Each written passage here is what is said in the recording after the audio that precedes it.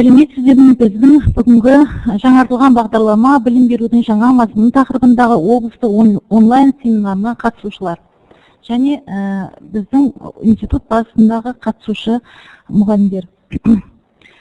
Бүгінгі біздің жаңартылған бағдарлама білім берудің жаңа мазмұны тақырыбындағы облыстық онлайн семинарының басты мақсаты бұл мектепте білім берудің инновациялық моделін қалыптастыру бойынша қазақ тілі бастауыш сынып мұғалімдерінің құзыреттілігін арттыру.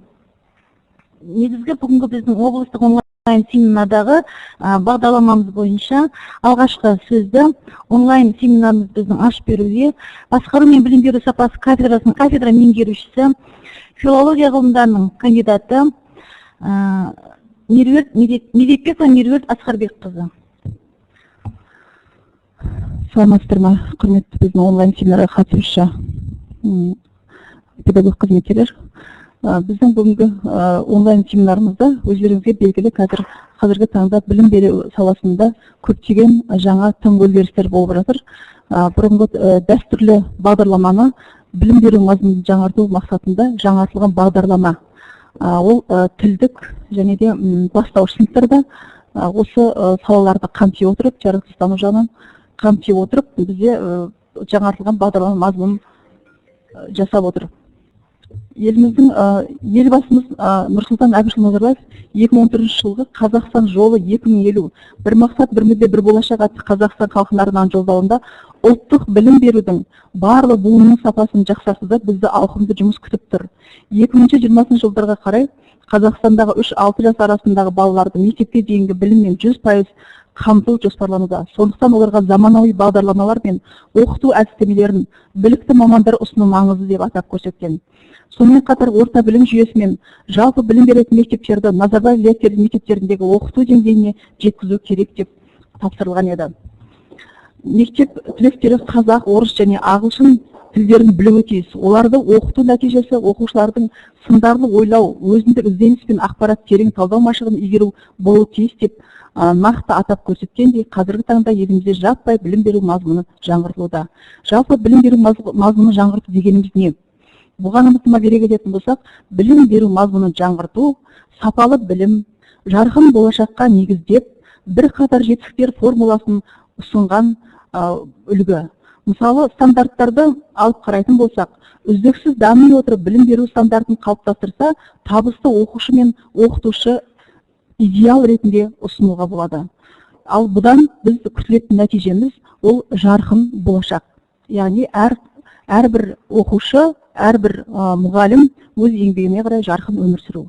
Сондықтан да жаңартылған білім беруде Қазақстан Республикасы үкіметінің 25 сәуір 2015 жылғы номер 327 қаулысымен бекітілген бастауыш білім берудегі мемлекеттік стандарты, 30 наурыз 2015 жылы Қазақстан Республикасы білім және ғылым министрлігі бекіткен бастауыш білім беруге арналған оқу бағдарламалар бекітіліп, Қазақстан Республикасы жалпыға білім беру мемлекеттік стандарт 2012 жылғы білім беру моделін орталықтандырылған білімге қарай құруға бағытталынды.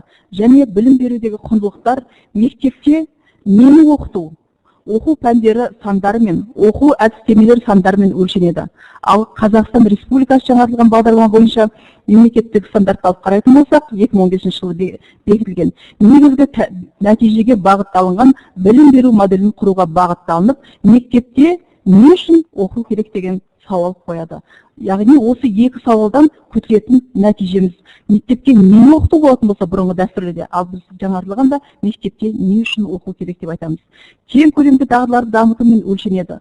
Осы орайда айта кету керек, әлемдік білім беру жүйесі бәсекеге қабілеттікке қарай білім алушыны баулу, қоғамнан өз орнын таба білетін саналы маман болуына бағытталынған. Ал осы уақытқа дейін біздің елімізде жалпы білім беретін мектептерде білім алушылар күтілетін нәтижеге көз жеткізбей, түрлі әсер етуші факторлар ықпалымен мамандық таңдап, соңында сол оқыған мамандықтар бойынша жұмысқа тартыла алмай отырғаны баршамызға аян.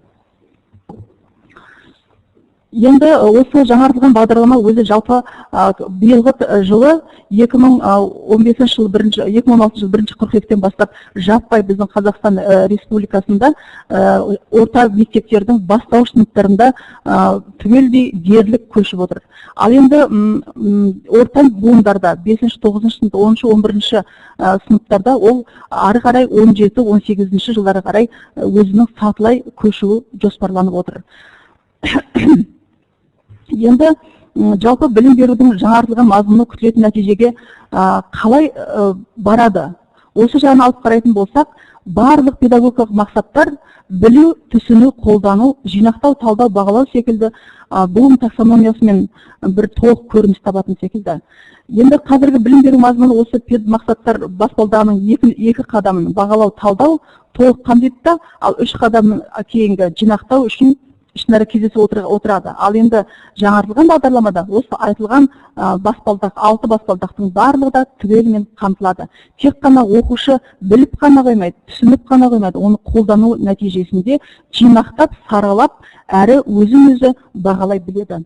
Осы ретте қазіргі үдерістегі бағдарламада қалыптастырушы дағдылар оқу мен тілдік қатынас және жазу мен есепке қарай бағытталынса, ал жаңартылған бағдарлама мазмұны жаратылыстану, ақпараттық коммуникативтік технологиялар секілді жаңа пәндер, жобалық және ізденіс жұмыстары, әртүрлі коммуникациялық тәсілдер, білімді қолдануда шығармашылық және функционалдық сауаттылығы, сыни ойлау, бірінші сыныптан бастап 3 тілде деңгейлеп оқыту, оқытуға тәжірибелік бағыттау, кіріктірілген пән ретінде тіл мен әдебиет, математика мен информатика, жаратылыстану, адам және қоғам, технология және өнер, дене шынықтыру, мәдениет қарастырылып, толық қамтылып отыр. Айталық осы пәндердің ішінде тілдік салаға байланысты қазақ тілі мен әдебиетін қалай кіріктіріле оқыта деген. Міне осы орайға келетін болсақ, жалпы біздің семинарымызда, бүгінгі бағдарламамызда өзі қазақ тілі, орыс тілі және бастауыш пәндер бойынша жаңартылған бағдарлама ретінде біздің аға оқытушыларымыз өз баяндамаларын жасайды. Сондықтан да әр салаға өзінше тоқталып өтеді.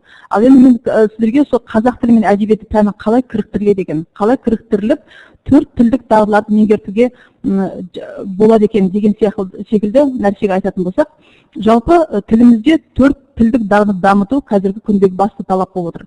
Енді айтылым мен тыңдалым, жазылым, оқылым деп алатын болсақ, ең бірінші айтылым және тыңдалым дағдыларын дамытуға арналған әдіс тәсілдер мысалы мынадай үлгіде жасалынып отыр.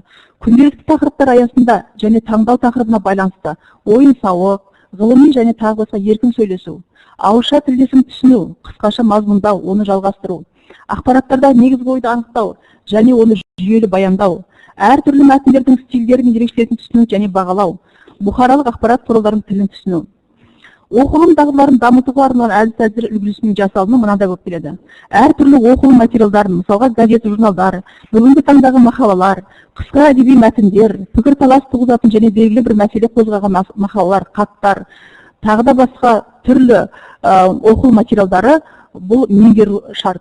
Ал енді келесіде көркем шығармаларды көз жүгіртіп оқыту, жалпы мазмұн түсініп оқу, нақты және қосымша ақпаратты табу үшін оқу, ақпаратты алу үшін оқу, автор көзқарасын табу. Сонда қарап отырсаңыз, бұда оқылымда тек қана түсініп оқу және соны оқылған нәрсесін барынша терең түсіне білуді мақсат етіп отыр. Ал енді жазылым дағдыларын дамытуға арналған әдіс тәсілдер үлгісінің жасалынуы, ол сөздер мен фразаларды қолдана отырып мақсатын, өз ойын, ақпараттарды қазақ тілінде сауатты жазады. Көркемдегіш құралдарды пайдаланып жазады. Әртүрлі стиль және жанрда мәтін жазады. Соңында эссе жазады. Міне, кіріктірілген қазақ тілі әдебиет пәні бойынша тілдік дағдар арқылы сауаттылықты қалыптастыруға арналған әдіс тәсілдер үлгісіне бағдарламаға сәйкес бағдарламада көрсетілгендей тоқтала кететін болсақ, тыңдалым оқылым материалдары негізінде грамматикалық бірліктерді анықтай алады. Өз ойын жеткізуде және жазба жұмыстарында грамматикалық бірліктерді орынды қолдана біледі. Осы қолданылып жүрген стандарт пен жаңартылған стандарт арасындағы басты ерекшеліктен білім беру үдерісі компоненттеріне қарай саралайтын болсақ, ол оқу үдерісі бойынша мәлімет көлемі өте көп. Ал екіншіде бұл, яғни жаңартылған бағдарламада бала немесе оқушы өз бетінше ізденіп білім ала біледі, ал оқу нәтижесі бойынша репродуктивтік біледі, түсінеді, меңгереді. Ал енді бұл продуктивтік қазіргі жаңашыл бағдарлама бойынша біледі, түсінеді, қолданады, жинақтайды, талдайды, бағалайды деп көрсетіп отыр.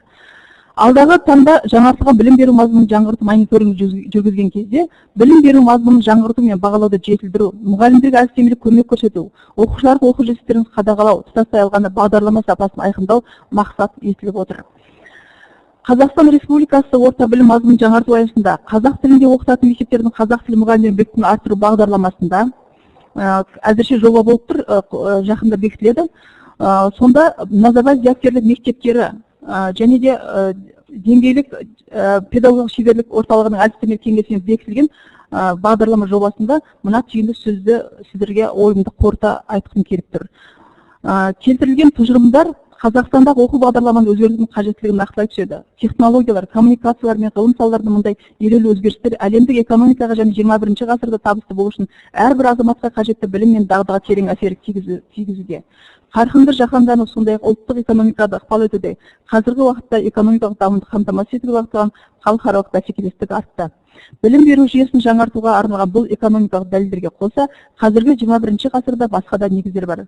Байланысқа бейімділікті арттыру, әлеуметтік өзгерістер, ауа райының өзгеруімен байланысты мәселелер, бүкіл әлемдегі халықтың қарқынды өсуі, заманауи әлеммен өзара табысты байланысу үшін қажетті және келешек күннің әлемімен өзара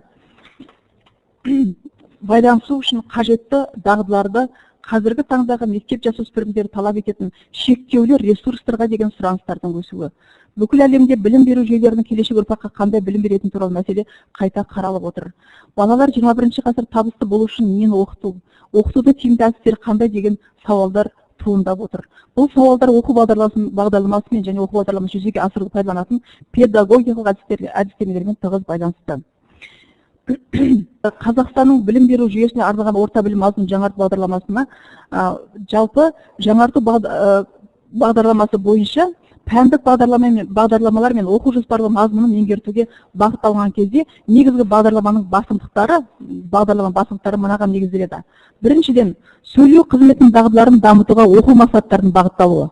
Жалпы бағдарламада өздеріңізге белгілі оқу мақсаттары бізде айқын көрініп тұрады, және де оның сабақ оқу мақсатынан келіп күтілетін нәтижеге дейінгі аралықта әрбір оқытушы, әрбір бала үшін өзінің дескрипторлар құрып, табыс жетістіктеріне өздері құру шарт. Содан кейін сабақтың тақырыбына қарай, сабақтың оқу мақсаттарына қарай тапсырмалар дұрыс таңдай білу керек. Дұрыс сұрақ қоя білу, дұрыс тапсырма беру, дұрыс дескриптор құру бұл ең мұғалім үшін бірінші кезекте. Екіншіден, тілдік тақырыптар мен мақсаттардың шиыршықталған құрылымы. Бұл дегеніміз жалпы қарапайымнан күрделіге қарай шиыршықтала орналасқан құрылым. Сонда біз бастауыш сыныптан бастап жоғарғы сыныптарға дейінгі аралықта белгілі бір тақырыптың арасында ешқандай үзіліс болмау керек. Барлығы шиыршықты түрде басталған қарапайым тұрғыдағы мысалға бір сөйлем құрау болатын болса, ол соңғы біздің нәтижесінде 11 сыныпты бітіретін түлек сол сөйлемнің мысалға мен Қазақстандымын деген тақырыпқа бағытталынған болатын болса, сол жайында түрлі очерк әңгіме жазуға дейін алып баруы тиіс. Ал енді одан кейін үшінші бұл критериалды бағалауды қолдану. Жалпы бізде бұрынғы дәстүрлі бағалауда баланың біз деңгейін, баланың білімін біз 3-5 деп балдық баға көрсеткішімен есептеп, біз қай 5 балдық жүйеде мысалға әр баланың деңгейіне оның ерекше тоқталған жоқпыз. 5 алған баланың ол қай жағынан әлсіз екендігіне біз оны әрқайсысын сараптап, біз түсініп берген емес едік. Ал енді жаңартылған бағдарлама, бұл критериалды бағалаудың ең басты ерекшелігі сол, ол әр баланың өзінің ойлау деңгейіне қарай, әр баланың жеткен жетістігіне қарай, оның әрбір аттаған қадамдарына қарай біз сараптап отырып, оны көтермелей отырып жеткен жетістіктерін, және де болашақта алға қоятын мақсаттарын ақырын ескерту ретінде ғана ұсыну бұл маңызды. Жалпы бағдарламаның бұл міндеті ең біріншіден жаңартылған оқу бағдарламасы және онымен байланысты сабақ жоспарлары туралы түсінік қалыптастырады. Екіншіден жаңартылған оқу бағдарламасын оқыту үшін қажетті дағдыларды меңгеруін қамтамасыз етеді. Орта білім мазмұнын жаңарту аясында әзірленген оқу бағдарламалары оқушылардың бір сыныптан екінші сыныпқа өту кезінде білімі мен дағдылары қайталанып тексеріліп отыратын шиыршықтық қағидасы бойынша құрылған оқу бағдарламасы моделіне негізделіп отыр. Оқу үдерісінің алға ілгерілеуі айқын көрінуі шарт. Оқу мақсаттары өзара тоғысқан бөліктер мен бағыттарға біріктірілу керек. Айталық, жаңағы жоғарыда айтып өткендей, қарапайымнан күрделіге қарай өрлей түсіп, тілдік құзыреттері шыңдала түсуі шарт. Мұғалімдердің пайдалы оқыту әдісі оқушыларды оқытудың ең жоғары стандарттан қамтамасыз ету маңызды болып отыр. Мұғалімдер пайдаланатын әдіс оқудың тиімділігіне елеулі әсерін тигізеді. Педагогикалық әдістерді жетілдірмей тұрып, оқу бағдарламасын өзгерту, білім беру стандарттарына қатысты реформалау шараларының мүмкіндіктерін және нәтижелілігін төмендететіні өздеріңізге мәлім. Сондықтан да педагогиканың барлық аспекттері сындарлы оқыту теориясымен үйлесіп отырды. Сындарлы оқыту тәсілдері білім берудің дәстүрлі әдістерімен салыстырғанда оқыту кезінде жоғары нәтижеге қол жеткізуге мүмкіндік береді. Сындарлы оқыту тәсілдері оқушылардың алдыңғы білімдерімен ұштастыра отырып, жаңа білім алу туралы тұжырымдамаға негізделеді. Бұл жерде ең маңыздысы оқушылардың тілдік дағдысын қалыптастыру. Сонда ғана білім маңыздылығы арта түседі. Сондықтан да жаңартылған оқу бағдарламасындағы әдіс тәсілдерді қолдану арқылы сабақ жүргізу оқушының өзін-өзі дамытуына, өз біліміндегі олқылықтарды өзі тауып, өз сұрағына өз жауап іздеп, жан-жақты білім алуына көмектеседі. Жаңартылған бағдарлама бойынша мұғалім қандай нәтижеге қол жеткізеді деген сұраққа жауап беретін болсақ, біріншіден жаңартылған оқу бағдарламасының құрылымына көз жетеді. Жаңартылған оқу бағдарламасының мазмұны мен жүйесін меңгеріп отырады. Үшінші, оқу бағдарламасының және іске асырумен байланысты құжаттамалардың мақсаты мен рәсімделу меңгереді. Және төртіншіден, білім беру бағдарламасын іске асыруға көмектесетін тиісті педагогикалық тәсілдерді біледі және түсінеді. Жалпы назар салып тыңдағандарыңызға рахмет. Сондықтан да келесі біздің әріптестеріміз одан ары қарай бұл тақырыпта тереңдей түседі деп ойлаймын. Егер қоятын сауалдарыңыз болса, сауал жоқ болса, онда келесі бағдарлама бойынша сіздердің алдарыңызға Қазақстан Республикасының орта білім мазмұнын жаңарту аясында қазақ тілінде оқытатын мектептердің бастауыш сынып мұғалімдерінің біліктілігін арттыру бағдарламасы туралы баяндаманы кафедрамыздың аға оқытушысы Азбердиева Нағима апайларыңыз ұсынады.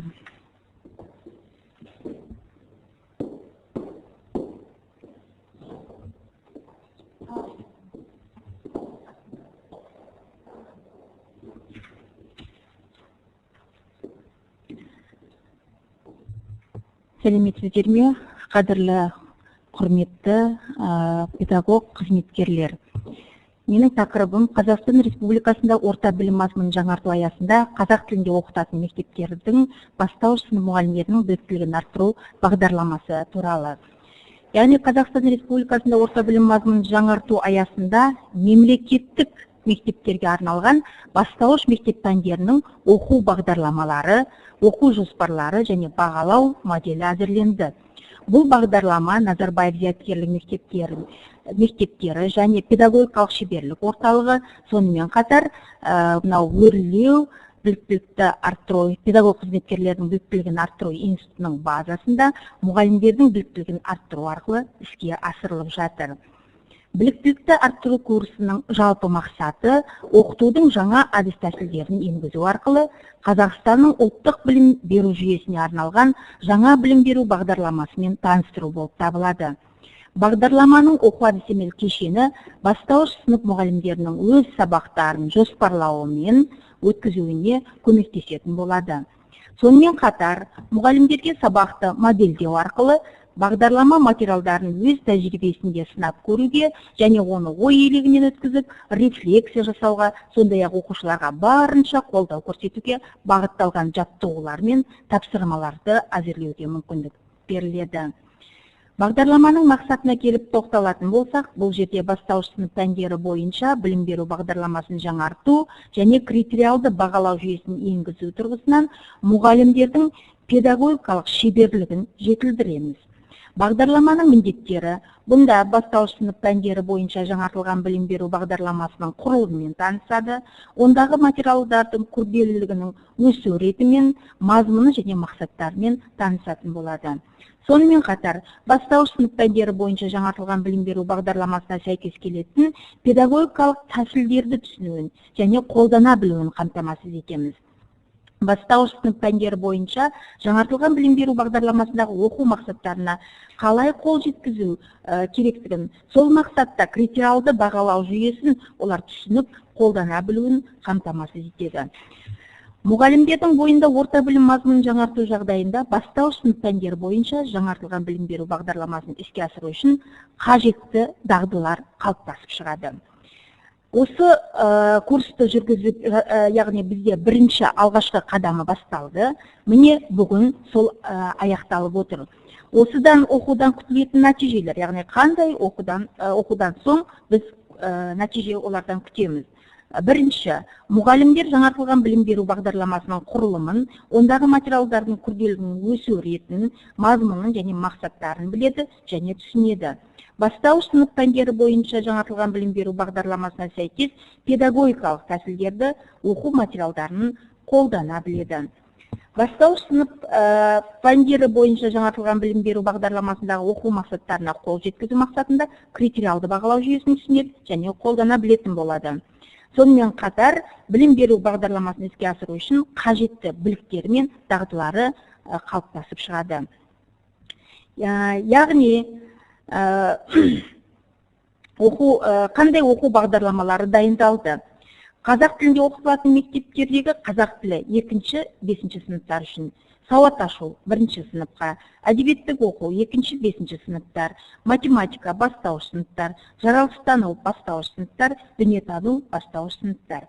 Оқу жоспарлары: қазақ тілінде оқытатын мектептердегі қазақ тілі 2-ші сынып, қазақ тілінде оқытатын мектептердегі қазақ тілі 3-ші кезең, яғни 4-ші сынып, сауат ашу 1-ші сынып, әдебиеттік оқу 2-ші сынып, математика 1-ші сынып, жаратылыстану 1-ші сынып, дүниетану 1-ші сынып. Оқушылардың оқу жетістіктерін критериалды бағалау, яғни мұғалімге арналған әдістемелік нұсқаулық дайындалды. Бұл жерде қазақ тілде оқытатын мектептерде қазақ тілде 2-ші сыныпта дайындалды, сауат ашу 1-ші сынып, әдебиеттік оқу 2-ші сынып, математика 1-ші сынып, жаратылыстану 1-ші сынып, дүниетану 1-ші сынып. Міне осылар дайындалды. Мұғалімдердің пайдаланатын оқу тәсілдері, яғни педагогикалық әдістемелер, оқушыларды оқытудың ең жоғарғы стандарттарын қамтамасыз ету үшін маңызды. Бұған дейін біз талқылап отырғандай, бастауыш сынып пәндеріне арналған оқу бағдарламаларындағы оқу мақсаттары оқушылардан шынайы проблемаларды анықтап, зерттей білуді талап етеді. Сондай-ақ бастауыш сынып пәндерін оқытуда критериалды бағалауды қолдануды үйренеді. Сонымен қатар педагогиканың түрлі аспектілері қарастырылады. Мысалы, қарым-қатынас жасау дағдылары оқушылардың бойында қалыптасады, мұғалімнің жетекшілігімен жүретін оқылым және жазылым, дәлелдеу, белсенді оқу, міне осылардың барлығы зерттеуге негізделген оқу болып табылады. Педагогиканың барлық осы аспектілері сындарлы оқыту теориясымен үйлеседі. Сындарлы оқыту тәсілдері білім берудің дәстүрлі әдістермен салыстырғанда оқыту кезінде жоғары нәтижелерге қол жеткізуге мүмкіндік береді. Сындарлы оқыту тәсілдері оқушылардың алдыңғы білімдерімен ұштастыра отырып, жаңа білім алу туралы тұжырымдамаға негізделеді. Бұл жерде ең маңыздысы оқушылардың алдыңғы алған дағдыларымен дағдыларды меңгеруге үлкен ықпалын тигізеді. Ал егер ол ескерілмесе, онда білім тереңге бармай, үстірт меңгерілген жаңа білімі таяз болмақ. Мұндай үстірт білім оқушыға қазіргі әлемде жетістікке жету үшін қажетті жоғарыда аталған сын тұрғысынан ойлау, рефлексия және басқа да дағдыларын алған білімін қолдануына кері әсерін тигізеді. Оқушылар білімді толықтай меңгеру үшін ақпаратты енжар қабылдамай, сабаққа белсенді қатысуы керек. Оқушылардың алған білімдерімен жұмыс істеуге, оны әрі қарай өңдеп, өз дағдыларын арттыруға мүмкіндік беретін жаттығуларды орындату аса маңызды болып табылады. Бұл жерде менің қосып айтып кетерім, яғни біздің педагог жаңа бастауыш сыныптың мұғалімдері ертең балалармен жұмыс жасаған кезде көбінесе тәжірибе жұмыстарын көбірек орындату керек. Ол тәжірибе жұмыстары жаттығулар арқылы болады. Ал жаттығуларды орындату барысында олар көптеген ресурстар пайдалану керек. Міне, бала ресурсты пайдалану арқылы өздерінің алдынан шыққан проблеманы олар өздері шешуге үйренуі тиіс. Бастауыш сынып пәндерінің аясындағы педагогикалық тәсіл белсенді оқуды көздейтін сындарлы бұл, яғни оқуға келген деп айтып кеттік. Яғни бұл жерде біз бастауыш сынып мұғалімнің рөлі оқушылардың үлгерімін қадағалап және есепке ала отырып, олар үшін белсендірілгіш рөлін орындауға негізделеді. Оқу үдерісін белсендірілендіру үшін мұғалімдер ынталандырғыш материал ұсынып, оқу үрдісіне танымалы түрде араласады. Осылайша оқушылардың бойында танымдық өзгерістердің орнын алуына ықпал етеді. Сыныптан сыныпқа ауысқан сайын оқушылар анағұрлым жақсы нәтижелерге қол жеткізу үшін өз бетінше әрекет етуге үйренуі керек. Міне, яғни бізде белсенді оқу деп жатырмыз, яғни балалар қазір өздері интернетке кіреді, 3 жасынан бастап, мысалы, олар өздеріне қажеттілік әріптерді үйреніп жатыр балаларымыз. Міне, осыларды ескере отырып, осы балалардың жаңа кругозорын ескере отырып, бұл әдіс тәсілдер біз үшін олардың ынталандыруына, олардың белсенді оқуына ықпал етеді деген ойдамыз. Себебі, яғни бала өзінің біліп тұрған нәрсесін қайталаған кезде онда енжарлық танытады, қызықпайды. Ал енді олар қызығу үшін біз өздеріне сол материалдарды, білетін материалдардың алдына беріп, сол жерден проблеманы шығарып, сол проблеманы іздетуге үйрететін болсақ, онда балаларда жаңағы қызығу басталады. Міне, яғни бұл жерде бастауыш сыныптарда білесіздер, көбінесе ойын шынайы өмірдің белгісі екенін, олай болатын болса, ойын арқылы да көптеген елерге жетістіктерге жетуге болады. Домино және карта сияқты дәстүрлі ойындар математика сабақтарында пайдалануына болады. Бұл жерде жаңағы ықтималдық мәселені қарастыруға оңтайлы болмақ. Мысалы, жаңағыдай тақтада сөздерді біріктіру немесе сөздерді жіктеу сияқты ойындар бұл тіл үйренуді қамтамасыз етеді. Және оны көрсетудің бірден бір қызықты әрі тартымды тәсілдерінің бірі болып табылады. Осы тақтада сөздерді біріктіру және жіктеу. Ал енді көптеген стратегиялық ойындар, мысалы, алға деп аталатын ежелгі Қытай ойыны бар. Бұл ойындар арқылы жаңа тұрғындар мен мысалы қоғамның өсуін модельдеу үшін пайдалануға болады. Сол сияқты осындай сабақ барысында осындай түрлі ойындар, түрлі жаңағыдай ширату жұмыстары қолданылып отырылады. Қазақ тілінде оқытатын мектептердегі бастауыш сыныптың білім беру бағдарламасы спираль тәріздес құрылымға негізделген. Оқушылар бастауыш сыныпта оқу бағдарламасы аясында игерілетін негізгі дағдыларға мезгіл-мезгіл қайта оралып отырылады. Мысалы, оқу бағдарламаларындағы кейбір оқу мақсаттары оқушылардың шынайы өмірде кездесетін проблемаларды анықтап, оларды зерттеуін талап етеді. Оқушы сыныптан сыныпқа ауысуына қарай бұл проблемалар күрделене түседі.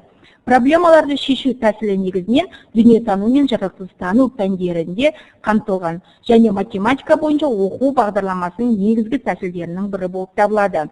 Проблемаларды шешу қабілеті сандар, алгебра, геометрия, әсіресе математикалық модельдеу бөлімінің құрамдас бөлігі болып табылады. Проблемаларды шешуге арналған жаттығулар оқушыларға таныс емес мәселелерді қамту арқылы олардың қызығушылығын оятып, оларды жаңалық ашуға және өз тұжырымдарын жасауға ынталандыруы тиіс. Олар оқушылардың дайын стандартты жолдарын пайдаланбай, мәселенің шешімін іздеп оны табуға ұмтылуды және заңдылықтарды зерделеуін қажет етеді. Сол арқылы белсенді оқуына ықпал етеді. Спиральді оқыту ол әр 2 жылда қайталанып отыруы керек. Мысалы, ғылымда кіріспе деген пәнде күш деген тақырып бар. 1-ші сыныпта оңай түрін береді, 3-ші сыныпта тереңірек оқытады. Әр 2 жылда тереңірек оқи береді. Күш туралы түсініп, күштің әртүрлі түрлерін үйренеді. Солайша білу, түсіну, қолдану, талдау, жинақтау, бағалау қайта қайталанады. Бірінші сыныпта бастайды, күрделенуден бастап 6-шы сыныпқа қайталанады. Міне, әр сабақ осы спиральді оқыту туралы өткізіледі.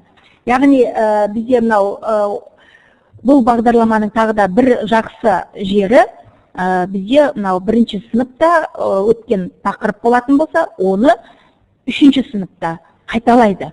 Олай болатын болса, бізде бекерден бекер айтылмаған қайталау оқу анасы деп. Міне осы қайталаудың арқасында біліп отырған біліміне білім қосыла береді және ол күрделене береді. Осы күрделенудің арқасында оқушылардың белсенділіктері артып, олардың өз қолдарында ресурстармен өздері тәжірибе жасау арқылы осындай бір білімнің жетістігіне жетеді деген ойдамыз. Яғни осындай біз оқушыларды дайындаған кезімізде ғана халықаралық деңгейге жете аламыз, білім сапамыз деп мен сіздерге толық айта аламын. Мұқият зейін қойып тыңдағандарыңызға рахмет. Сұрақтарыңыз болса, қоюларыңызға болады.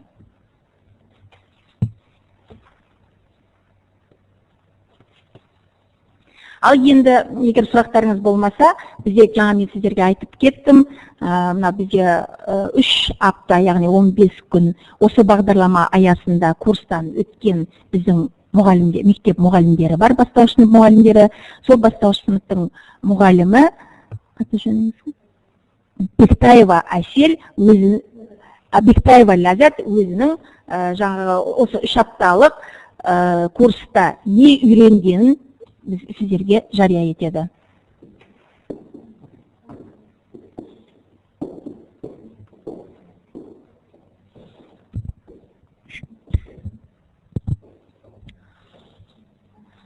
Сәлеметсіздер ме, құрметті әріптестер. Мен Бектай Ләззат Баймаханқызы, Шымкент қаласының нөмір 95 жалпы орта мектебінде бастауыш сынып мұғалімімін. Өрлеу кадрлардың біліктілігін арттыру институтында 29 ақпан мен 18 наурыз аралығындағы жаңаша оқыту бағдарламасы бойынша институттың тыңдарманы болдым. Курсқа келу менің мақсатым жаңа оқу бағдарламасымен танысу және оның әдіс тәсілдерін үйрену. Келесін ашсаңыз. Жаңа бағдарлама пәндерінің мазмұндарымен таныстырып өтейін. Бұнда жалпы мазмұны негізгі пәндердің, оқу пәндерінің маңыздылығы, оқу бағдарламасының мақсаты, ары қарай үштілділік саясаттың жүзеге асыруы. Яғни біз ертең пәннің терминологияларын қолданған кезде, сол терминологияларды қазақ, орыс және ағылшын тілдерінде атап өтетін болады екенбіз. Ары қарай оқыту үдерісін ұйымдастыруға қойылатын талаптар, оқытуда қолданылатын әдіс тәсілдер, мәдениет пен көзқарастарға құрмет сезімін қалыптастыру, ақпараттық коммуникациялық технологияларды қолдану, оқушылардың коммуникативтік дағдыларын дамыту, оқу жетістіктерін бағалау, оқу пәні мазмұны және оқу мақсаттарының жүйесі, ұзақ мерзімді жоспар. Осылармен таныстық. Дәстүрлі бағдарламада негізгі пәндер математика, қазақ тілі әдебиеттік оқу, сауат ашу, дүниетану болған болса, жаңа бағдарламада жаңа әріптестеріміз айтып өткендей 7 негізгі пән қамтылады. Кіріктірілген пән жаратылыстану пәні. Жаратылыстану пәні биология, физика, химия, география пәндерін зерделеу негізін қалауға бағытталған пән екен. Апталық жүктемесі 1-2 сыныптарда 1 сағаттан, 3 және 4 сыныптарда 2 сағаттан берілген. Және бұл бағдарламада өзгеріс енгізілген, апталық жүктемесіне өзгеріс енгізілген пәндер ол әдебиеттік оқу, ары қарай. Бұл 2-3, 4 сыныптарда аптасына 3 сағаттан берілген, яғни 1 сағатқа кемген. Сауат ашуда да солай. Бұрын біз дәстүрлі бағдарламада 1-ші сыныпта 7 сағат сауат ашу өтетін болсақ, енді 6 сағат өтетін боламыз, өзгешелігі. Пән мазмұндары оқу бөлімдерінен бойынша ұйымдастырылған оқу бөлімдері білім, түсінік, дағдыны қалыптастыру мақсатында бөлімшелерден құралған. Ары қарай оқытушыларға өз сабағыны сапалы ұйымдастыруға нұсқау болатын оқу мақсаттарынан дайын күйінде берілген. Дәстүрлі күнделікті сабақ жоспарын жазған кезде біз мақсаттарын білімділік, тәрбиелік және дамытушылық деп алатын болсақ, жаңа бағдарламада оқу мақсаттары дайын 4 саннан тұратын кодпен белгіленген. Яғни бұл жерде бірінші цифр, мысалға 1, 2, 1, 4 деп алатын болсақ, бірінші цифр, бір цифры ол сыныбын білдіреді, екінші цифр бөлімді, бірінші цифр бөлімшені, ал соңғы 4 ол оқу мақсатын білдіреді. Ұзақ мерзімді жоспар. Бұл біздің дәстүрлі сабақтағы жылдық жоспарымыз. Дәстүрлі бағдарламадағы жылдық жоспарымыз. Ұзақ мерзімді жоспарға сүйене отырып, біз курста қысқа мерзімді жоспар жазуды үйрендік. Бұл қысқа мерзімді жоспар кәдімгі күнделікті сабақ жоспары болып саналады. Қысқартылып айтсақ, КМЖ. Мені бұрынғы бағдарламадан ерекшеліктері осы екенін байқадым. Бағалау түрлері жаңа бағдарламада қалыптастырушы бағалау және жиынтық бағалау болып беріледі екен. Қалыптастырушы бағалау бұл күнделікті жүйелі түрде бағалау оқушыларды, ал жиынтық бағалау бұл белгілі бір бөлімнің соңында немесе 90 соңында қойылатын бағалар. Қалыптастырушы және жиынтық бағалау барлық пәндер бойынша өткізіледі екен. Тренеріміз ары қарай Ұлбала Бақытжанқызы белсенді оқудың бізге 8 тәсілімен ширату жаттығуларын жүргізіп отырды. Олар атап өтетін болсам, белсенді оқу, бірлескен оқу, саралау, пәнаралық байланыс, оқушылардың қажеттілігін қанағаттандыру, оқу әңгімелері, электронды оқу және жаңа технологияларды пайдалану және 8-ші модельдеу. Осы әдістермен жұмыс жасаған суреттерімізбен бөлісетін келесін қойыңыз. Бірінші суретте математика сабағында таяқшалардан фигуралар құрастыру тапсырылған болатын. Бұнда біз үйшік құрастырдық. Бұл ширату жаттығуында бала байқасам бірлескен оқу және белсенді оқу болады екен. Және модуляция бар, әдісі бар, үштілділік саясат бар, яғни осы жасаған үйшік фигурасын басқа ағылшын орыс тілдерінде атап өтеді. Және диалог әдістері бар. Екінші сурет маған өте ұнағаны осы әдебиеттік оқу пәнінен жасаған ширату жаттығу болды. Бұнда біз ертегілерді сомдадық, сахналап және оқиға картасын құрастырдық. Бұнда менің байқағаным, оқушы топта сабаққа белсене қатысады екен және бұлай шектен тыс қалған оқушы болмайды екен. Барлық оқушы қатысады екен. Бұл жерде сахналап болған соң оқушы проблеманы шешеді. Оқиға қайда болғаны, қандай проблема болды, ол қалай шешілді, қандай кейіпкерлер бар, баяндап, түйіндеп, қорытындылап береді екен. Үшінші суретте біз жаратылыстану пәнін пайдаландық ширату жаттығуын. Бұнда сыныптағы оқушылардың қанша қара көз, қанша қоңыр көз, қанша қысық көз бар екенін өздері анықтайды. Осылай келесі суреттерде сол дүниетану пәнінен өсімдіктердің тұқымынан коллаж жасадық. Және ең соңында математика сабағында ширату жаттығуында модуляция болды. Қолымыздағы әртүрлі ресурстардан ауыл бейнесін бейнеледік және осы бейне бойынша есептер құрастырып қызықты өтті осылай сабағымыз. Тренеріміз Ұлбала Бақытжанқызы осы тиімді сабақты сапалы ұйымдастыру мен тиімді әдістерді біздерге қолданғанның арқасында осы жаңа бағдарламаның мақсат міндеттерін біле отырып жақсы меңгердік деп ойлаймын. Бір әр негізгі пәнге бір қысқа мерзімді жоспар жасап, өз ойымызды білдіріп, есте жазып қалдырдық. Енді мен осы курсқа келген мақсатыма жеттім деп ойлаймын.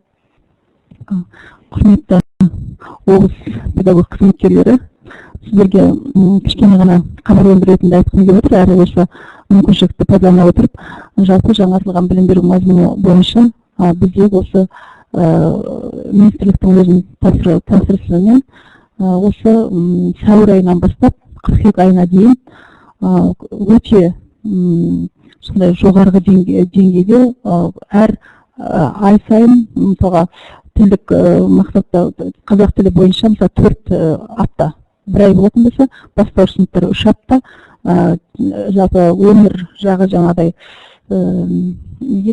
технология пәні, солар 2 апта осындай мерзіммен бізде үнемі курс өтіліп, курсқа шақыру қазір жүріп жатыр.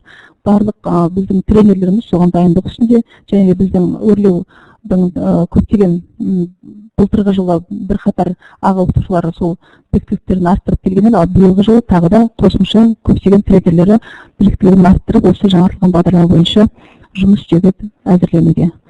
Рахмет назар салып тыңдағандарыңызға.